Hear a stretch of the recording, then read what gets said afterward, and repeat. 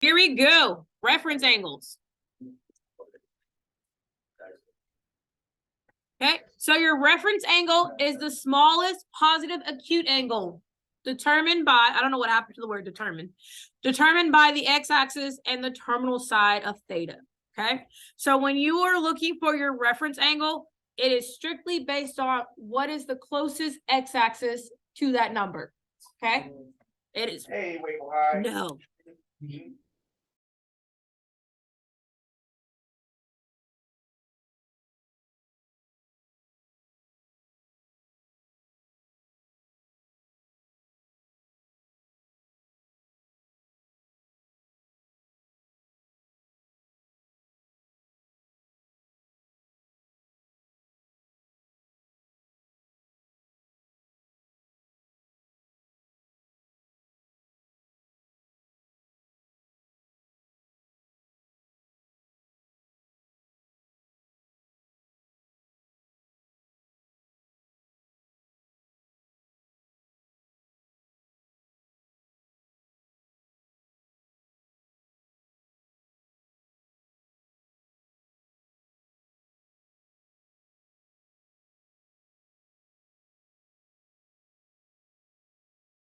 Here we go. So 150 degrees.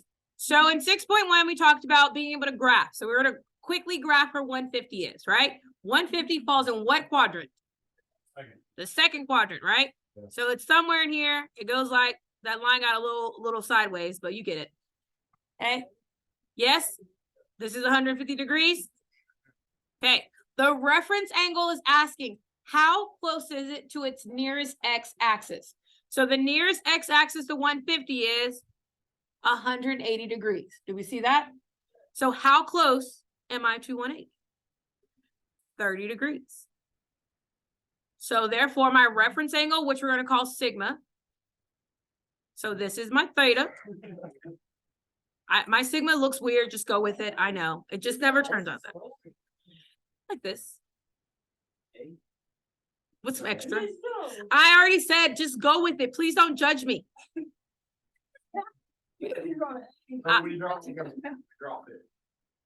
Or draw whatever your heart tells you to draw, Sam. I don't know. It's supposed to be a lowercase sigma. It's the sideways heart symbol. I'll put a D. That's connected. Oh, is it kind of like an open-ended thing? Yes. Oh. Yes. Because I would normally go like that, but I can't. So I just stop it. That's probably one of the best infinity symbols I've drawn, guys. So true. I just wanted to put that out. All right. Do we get it? So you're asking, let's try it again. So we're at here. I really can't draw straight lines. Oh, I got it. Okay, where is 315 degrees? Quadrant 4. Quadrant 4, agreed? Okay, so we're in quadrant 4, roughly somewhere in here, right? So we went like this. Pew. You heard it. So that's my theta. Theta. It's, look, guys, these are the symbols that Miss Jones can't draw. Let's just be okay. Here's my theta. Yes, exactly. What is that one supposed to represent? This is your sigma. No, the blue one. That looks like a. That's my theta. That's how I draw mine. It's a little pizzazz. It's Greek letters. All right, we're getting off track. Here we go. Now, it's asking again, to the nearest x-axis. Do we hear this? To the nearest x-axis. What is my nearest x-axis if I'm at 315? 360. How far is 315 to 360? So my sigma is 45 degrees.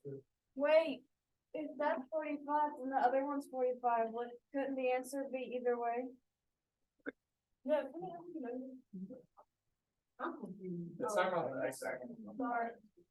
What does it say in the definition?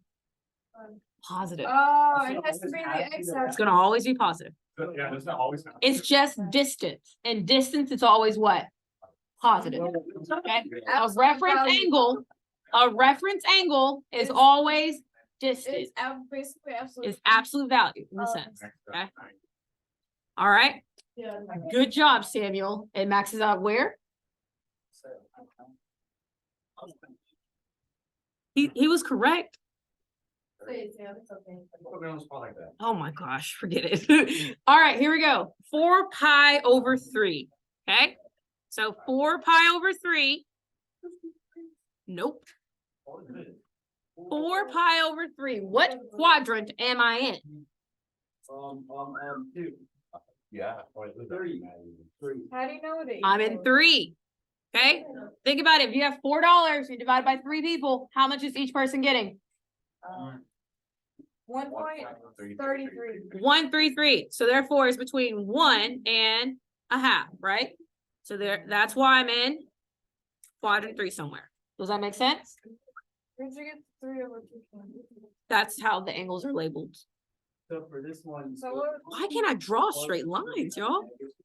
What's the very top and the X, very right? yes. So the value here is pi, right? So this is my 4 pi over 3. And I'm asking, what is the closest?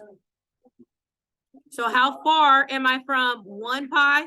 So if you owe me $1 and you got 4 pi over 3, what's our separation? Pi over 3. So your alpha is pi over 3. Okay. All right. Challenge. Do 8. Do 8.